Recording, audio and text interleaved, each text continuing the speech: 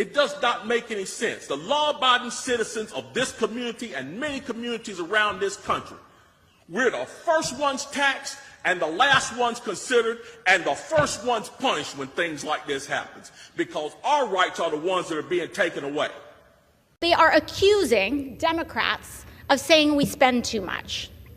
For anyone that wants to entertain that thought, I ask you to think about the last time a person has said in this country that the government does too much for them, that their Social Security check was too high, that teachers are paid too much. When was the last time anyone has heard or seen that? I've heard a whole lot of people in here talking tonight about this group and that group, and domestic violence and blacks, these minorities and that minority. What I want to know is, when are you all going to start standing up for the majority? And here's who the majority is. I'm the majority. I'm a law-abiding citizen who's never shot anybody, never committed a serious crime, never committed a felony. I've never done anything like that. But it seems like every time we have one of these shootings, nobody wants to put the blame where it goes, which is at the shooter's feet. You want to put it at my feet. You want to turn around and restrict my right, constitutional right that's spelled out in black and white. You want to restrict my right to buy a firearm and protect myself from some of the very people you're talking about in here tonight. It's ridiculous. I don't think Rod Serling could come up with a better script.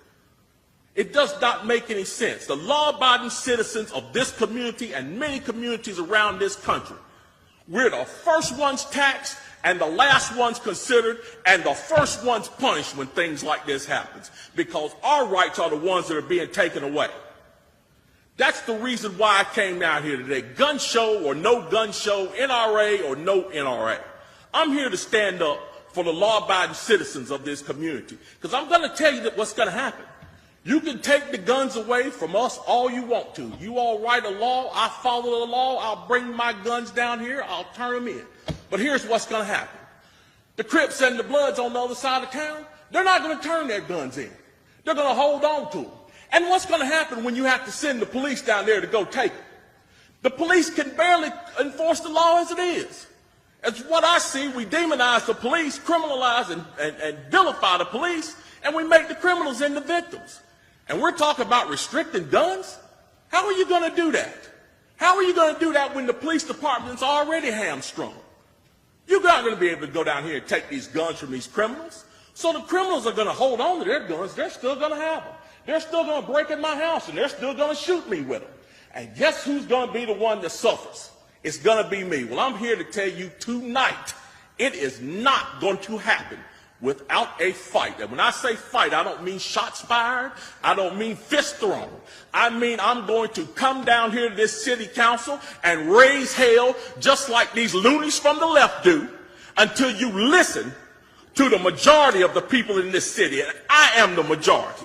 The majority of the people in this city are law-abiding, and they follow the law, and they want their constitutional right to be able to bear arms. They want to be able to go to the gun show and buy a hunting rifle or a sport rifle. There are no military-grade weapons sold at the gun show. An AR-15 is not a military-grade weapon.